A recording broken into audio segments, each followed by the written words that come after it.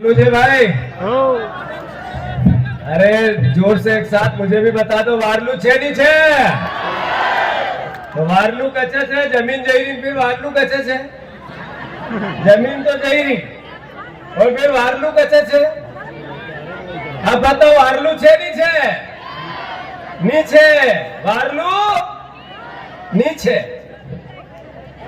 आदरणीय उमंग सिंगार जी ने भी अपनी बात कही। किसकी बात थी वो आपकी बात थी, अपनी जमीन की बात थी, धरती माता की बात थी।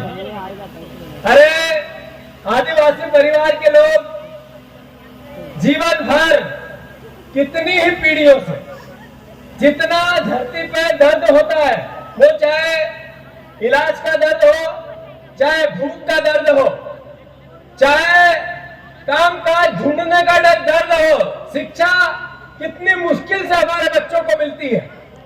छोटे बच्चों की जब प्रसव पीड़ा होती है, वो माताएं बहनें कितनी हमारे परिवारों में किस तरीके की यातनाएं देखती है। फिर भी हम आदिवासी से अपना जो मूल अस्तित्व है बदलना नहीं चाहते। क्यों? क्योंकि हम धरती माँ के असली वंशज है।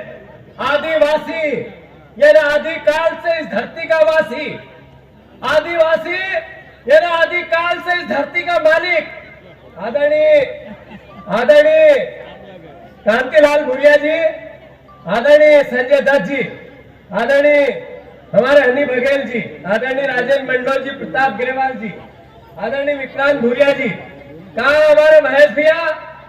एक किलकारी मार दे यार, मार दे, भपकारी मार दे, भपकारी मार दिए। याद रखना सेना भाभी, यहाँ धरती का तो 1 इंच भी नहीं लेने देंगे। सही है कि गलत? अभी 15 तारीख को मोहन यादव जी आ रहे हैं।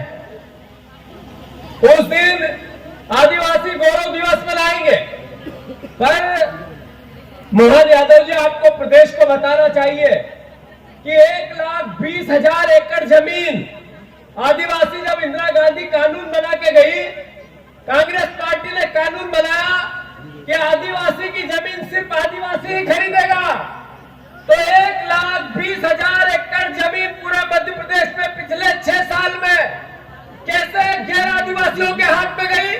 ये तो सरकारी आंकड़ा है, ये सरकारी दस्तावेज है। मोहन यादव जी आपको बताना पड़ेगा कि आदिवासियों की जैसी 10,000 हेक्टेयर लगभग जमीन यहां छीनी जा रही है, अलीराजपुर और धार और झाबुआ में ऐसी 1,30,000 हेक्टेयर जमीन पूरे मध्य प्रदेश में आपने योजनाओं को दे दी। वो आदिवासी जो धरती को अपनी मां मानता है, वो किसान परिवार के लोग जो धरती से गरीबी में जीवन यापन करते हैं, बड़ा बिल्डिंग में नहीं रहते, पक्का घर में नहीं है, एसी नहीं है, टीवी नहीं है, कूलर नहीं है, बड़ी गाड़ी नहीं है, पर उस धरती मां से प्यार है अपने माँ बाप जैसा। वो आपने क्यों छीनी मोहन यादव जी? क्यों छीनी बीजेपी ने? ये आदिवासी गौरव दिवस के दिन बताना पड़ेगा। अरे बताना पड़ेगा आपको मोहन यादव कि 1,25,000 बैकलॉग के पद क्यों खाली है। आपको बताना पड़ेगा। जो हमारे विक्रांत ने बात कही कि आपने 1,20,000 करोड़ रुपया, फिर से सुनो पूरे प्रदेश के आदिवासी भाइयों, 1,20,000 करोड़ रुपया इस सरकार ने, बीजेपी की सरकार ने आदिवासी मत का दूसरे मत में खर्च कर दिया। ये हुआ क्या? ये एक परिवार के एक साथी का 70,000 रुपया, 70,000, 1 करोड़ 50 लाख आदिवासी प्रदेश में रहते हैं। अगर आपने 1,20,00,000 रुपया आपके विकास का, आपके बच्चों की पढ़ाई का, आपके लिए योजनाएं बनने का, आपके बच्चों के स्वास्थ्य का, हमारे कुपोषण को मिटाने का, यह पैसा इनने दूसरे मत में ले गए। यह पैसा था किसका? यह आपका पैसा था, आदिवासी भाइयों का पैसा था। एक व्यक्ति से 70,000 छीने और लाडली बहना को दे दिए 1,200 रुपए, वोट ले लिए। सही है कि गलत? बोल के बताओ, सही है कि गलत? अब 1,200 के 1,500 कर दिए।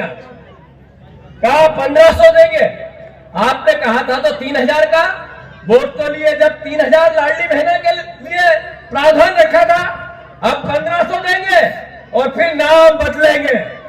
अरे शिवराज जी ने अगर लाडली बहना भी मोहन भैया नाम रख लिया तो क्यों दुख होता है आपको? आप ही के पार्टी के तो मुख्यमंत्री थे, उन्होंने ही तो मेहनत की, लोगों को झूठ बोला, मूर्ख बनाया, आंखों में धूल झोंकी और बहनों के वोट लिए। उनने लाडली बहना अगर नाम रख दिया तो उनका नाम मिटाने के लिए आप सुभद्रा योजना रखना चाहते हैं। अरे भैया, अगर आपको सुभद्रा योजना भी रखना था तो 3000 रुपए तो देना था। सही है कि गलत? मोहन भैया, मोहन यादव जी ने 41,000 करोड़ रुपया, 41,000 करोड़ रुपया पिछले जब से लाडली बहना चालू हुई है तब से आज तक पूरे प्रदेश में दी है। अगर 3,000 रुपए से उसी दिन से इस योजना के देते तो 1,15,000 करोड़ रुपए इनको देने थे, यानी 41,000 दिए, यानी 60,000 वो, 15,000 ये, यानी लगभग 65,000 करोड़ रुपया, नहीं 75,000 करोड़ रुपया इनने लाडली बहना का भी चोरी किया। ये मोहन यादव चोरों की सरकार के मुखिया है, याद रखना इस बात को। मैं 10 बार कह चुका हूं, नागर सिंह यहां से मंत्री है, उनको फिर कह रहा हूं, किस विभाग के मंत्री है? वन विभाग के। नागर सिंह चौहान अनुसूचित जाति के। अरे चलो, अनुसूचित जाति तो उन्हीं का विभाग है जिसमें आदिवासी भाइयों का पैसा चोरी हो रहा है, इस मत से उस मत में जा रहा है। एक मंत्री सरकार का यह नहीं कह सकता छाती ठोक के कि मैं ईमानदार हूं। अगर नागर सिंह चौहान आप छाती ठोक के कहो कि मैं ईमानदार हूं तो उमंग सिंगार ने कहा है कि मैं दस्तावेज सामने रख दूंगा। एक मंत्री नहीं कह सकता कि हम ईमानदार हैं। मैं फिर से चुनौती देता हूं मोहन यादव जी आपको, आप अलीराजपुर में आप डंके की चोट कह के बताओ कि आपकी सरकार ईमानदार है। हम आपके विभाग, जो आपके पास विभाग है, उनका काला चिट्ठा प्रदेश के सामने लाके रख देंगे।